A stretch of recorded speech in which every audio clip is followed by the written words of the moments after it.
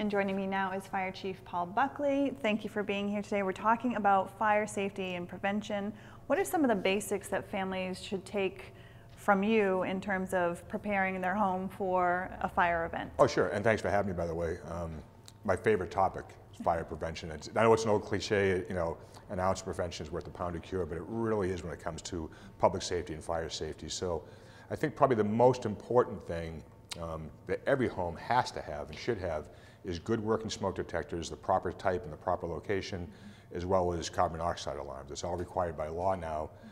It's a tough law to enforce, but through programs like this and public education and code enforcement, we try to get the word out.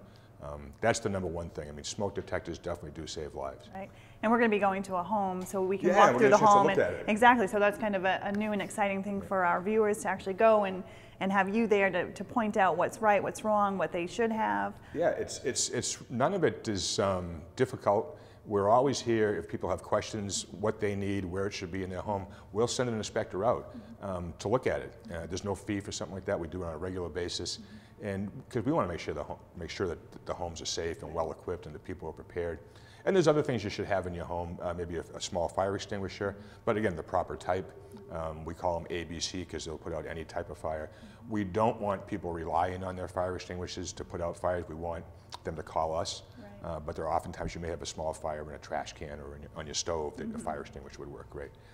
And being safe when you're cooking is a real big one. 64% of residential fires are due to cooking.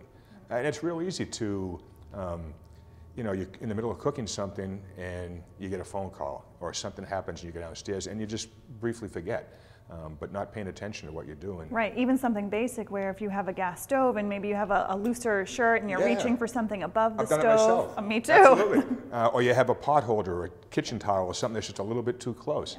Yeah. And I talked about the 64% of the fires are due to cooking, but you said gas, and I enjoy cooking and I enjoy cooking with gas. It is a little bit more dangerous because you have an open flame. Not that electricity isn't dangerous, because it still gets extremely hot and can start a fire. So you have to be just a little bit diligent. It's just paying attention. And I think it's great when young people learn how to cook, but that's one of the things you just have to reinforce with the younger people too, is watch what you're doing, pay attention to what you're doing. Right. And I think that people panic when a little fire does happen on top of the oven, a grease fire inside a pot. There was a campaign a couple of years ago called Put a Lid on It. That's the simplest way to deal with it. You have a grease fire that flames up in a pot, just take the cover and slip it on the pot. Well, and I think that's a good point to make because some people, if they see the fire starting, they think, what do I get? Do I get baking soda? Do I get baking powder? Do I get water? Do I get, what is it? If you can put a pot on it, put the pot on it. You can safely turn the heat off, do that. But don't do anything that's going to cause the situation to get worse. Do not put water on it. That's the worst thing they can do. Exactly.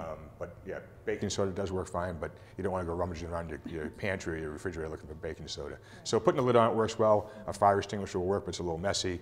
But even if you do think you put it out, I think it's a good idea to call the fire department. We'll have someone come out and just make sure that heat or fire didn't get up into the cabinets or someplace where you don't see it.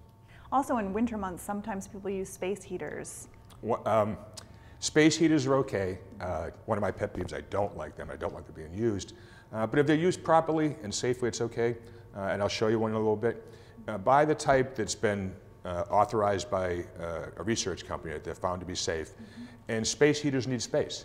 Make sure that they're 3 feet away from anything that's flammable, including curtains, furniture, flammable rugs, and do not leave them unattended. It's too easy for, you have a space heater going in your bedroom maybe, and you flip the covers off in the middle of the night because you're too warm. Well, that's how fires start. Right. So they shouldn't be used when you're sleeping. They shouldn't be used unattended. And we like to see people use the smaller, low-profile ones that are less apt to tip over or get knocked over by a cat or a dog or anything like that. But in general, we'd rather see people just not use them. Right. Have a good functioning heating system in your house, and you shouldn't need a space. Exactly. And in the summer months, people have cookouts sometimes. Sometimes they might have their grill a little too close to their porch, or maybe they even have a porch and have it where there's the floor and the ceiling. Oh, yeah. And that's just a big no-no. Several times a year, probably right here in Needham, I'd say at least a half dozen to a dozen times a year, we get calls for grill fires. And it's not so much the problem that the grill's on fire from grease or food, it's because it's on the deck, against the railing, against the house, under an enclosed roof on a porch. Mostly common sense stuff, but it happens. Right. A lot of common sense goes out the window when you're well, and that's why that's why I say that our whole thing here is prevention. Probably 95% of fires were preventable. The only ones that come to mind that aren't are maybe lightning strikes. Those are things we can't prevent. But electrical fires, cooking fires, heating, children playing with matches, smoking is a huge problem. Not so much in Needham anymore, and not so much in this area, but we do get reports constantly of people, and smoking is the #1 cause of fatal fires. Right. Where I said cooking is the #1 cause of fires, but for fires where people unfortunately are killed or die, it's smoking.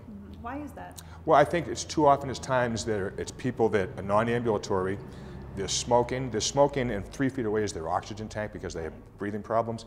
A fire starts, they're asleep, they fell asleep with a cigarette, and by the time that if they have a chance to react, it's oftentimes too late. Oftentimes they don't react, they die in their sleep. So if you're going to smoke outside, use safe ashtrays. Smoking in bed is just, that's just incredible people would still do it. Right, exactly. And also candles. Candles are a big issue. Yeah, pet peeve of mine at my home. I have a lot of pet peeves I do. when it comes to fire safety. Because I care more about safety and prevention. And again, candles are fine, and there's a place for them. Right. And again, they should always be attended. They should be on a stable base where they're not going to fall over easily, away from flammables. I know that they're great and they add decoration into festivities. But again, like I said before, it's just common sense. And it's also important to make sure that even if you think you've blown the candle out, to make sure you've blown it out. That happened to me once where I blew a candle out and walked away, and it was still lit. Yeah, because they'll still be real hot and it may flame back up again. So you're right. If you're going to use candles, make sure they're safely out well before you leave the room and leave them unattended. Absolutely. I want to take you to a house now so we can kind of walk through and show sure. like what people should have in their homes and what they shouldn't, and hopefully people will get a lot out of that. So Stay tuned, we'll be right back.